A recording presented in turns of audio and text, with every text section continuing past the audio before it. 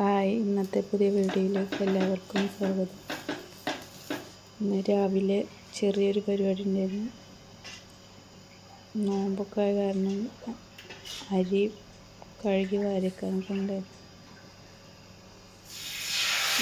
ചായയുടെ കടി ഉണ്ടാക്കുന്നതൊക്കെ തന്നെ അരി കഴുകി വാരിക്കാൻ വിചാരിച്ച്. അപ്പം ഇന്ന് ദോശയാണ് ഉണ്ടാക്കിയിട്ടുണ്ടായിരുന്നത്. ദോശയും ഗ്രീൻ പീസ് കറി. അപ്പം അതവിടെ ഗ്യാസിൽ നിന്ന് വെച്ചിട്ട് അരി കഴുകാൻ നിന്ന് അകത്ത് വെച്ചിട്ട് തന്നെയാണ് അരി കഴുകിയത്. 15 കിലോ ഉണ്ടായിരുന്നു അരി കഴുകാൻ. അത് 2 പാത്രത്തിലാക്കിയിട്ട് കുറേശ്ശാക്കിയിട്ട് കഴുകാമെന്ന് വിചാരിച്ച്. അപ്പോൾ ഇതിലേക്ക് കുറച്ചിട്ട് വേറെ ചെമ്പട്ടി എടുത്തിട്ട് അതിലേക്കും കുറച്ചിട്ടിട്ട് അകത്ത് വെച്ചിട്ടാണ് കഴുകിയത്. നല്ല പൊടി ഉണ്ടായിരുന്നു അരിയിൽ. കുറേ പ്രാവശ്യം കഴുകുമ്പോൾ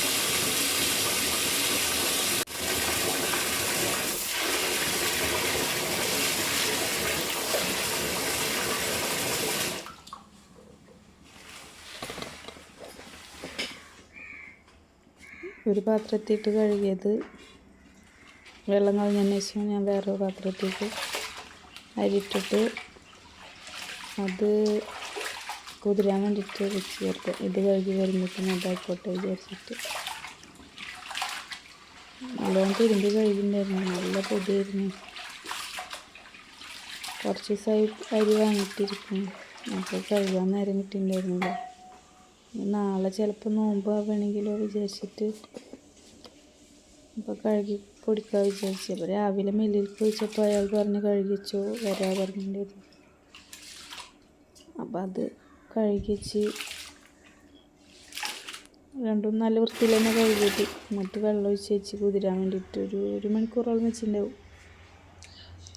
അപ്പോഴേക്കും മോനിക്ക് ചായ വാരി കൊടുക്കാൻ പറഞ്ഞപ്പോൾ ദോശയായിരുന്നല്ലോ കടി. അവനക്ക് വാരി കൊടുക്കുന്നുണ്ട്. അവൻ പോകാനാകുമ്പോഴത്തേനും അരി കുതിർന്നിക്കും. അപ്പം അതൊക്കെ വാരി വെച്ച് 3 പാത്രത്തിലാക്കിയിട്ട് വാരി വെച്ചിട്ടുണ്ടായിരുന്നു.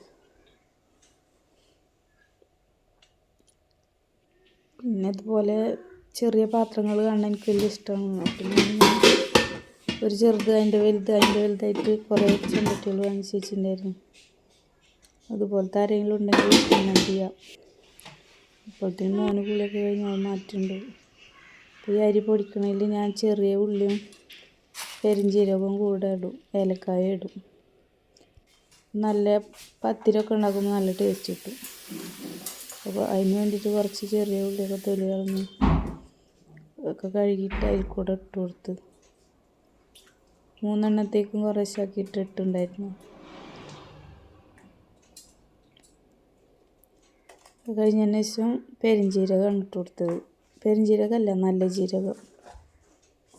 അതും 3 എണ്ണത്തേക്കും കുറേശ്ശാക്കി ഇട്ട് കൊടുത്ത്. പിന്നെ അത് കഴിഞ്ഞിട്ട് ഏലക്കായ ഉണ്ടായിരുന്നു, അതും കുറേശ്ശെ ഇട്ട് കൊടുത്ത്. അപ്പോൾ ഇത് പത്തിരിയൊക്കെ ഉണ്ടാക്കുമ്പോൾ നല്ലൊരു പ്രത്യേക ടേസ്റ്റ് വരും ഈ സാധനങ്ങളൊക്കെ ഇട്ടിട്ടുണ്ടാക്കുമ്പോൾ. നമ്മൾ അങ്ങനത്തെ സാധനങ്ങളൊക്കെ ഇട്ടേക്കുന്ന പാത്രമാണിത്. പട്ട, ഗ്രാമ്പു, ഏലക്കായ. അപ്പം അതിൽ നിന്ന് കുറേശ്ശെ എടുത്തിട്ട് ഞാൻ ആവശ്യങ്ങൾക്കൊക്കെ പൊടിക്കാറ്. അപ്പം അതൊക്കെ ഇട്ടതിന് ശേഷം അരി സഞ്ചിയിലാക്കാൻ വിചാരിച്ചിട്ട് മോള് എല്ലാവരും സ്കൂളിൽ പോയിട്ടുണ്ടായിരുന്നു. ഞാനൊറ്റയ്ക്കായിരുന്നു. ഞാനൊറ്റയ്ക്ക് തന്നെ അതിലാക്കി. അപ്പോൾ പാകത്ത് കല്ലാക്കാൻ വേണ്ടിയിട്ട് അപ്പം അതൊക്കെ അങ്ങനെ പാത്രത്തിലാക്കി ഒറ്റയ്ക്ക് തന്നെ സഞ്ചിയിലാക്കി വെച്ചിട്ടുണ്ടായിരുന്നു. ഇതിനൊക്കെ ആക്കി വെച്ച്. അപ്പോൾ വെള്ളം ശരിക്കും പോയിട്ടുണ്ടായിരുന്നില്ല തോന്നുന്നു. അപ്പോൾ അടിയിൽ കൂടെ അങ്ങനെ വെള്ളറ്റുണ്ട്. അപ്പം ഞാനത് ബക്കറ്റിൻ്റെ മുകളിൽ വെച്ച്. അപ്പം ഇന്നത്തെ വീഡിയോ ഒക്കെ ഇത്ര തന്നെ.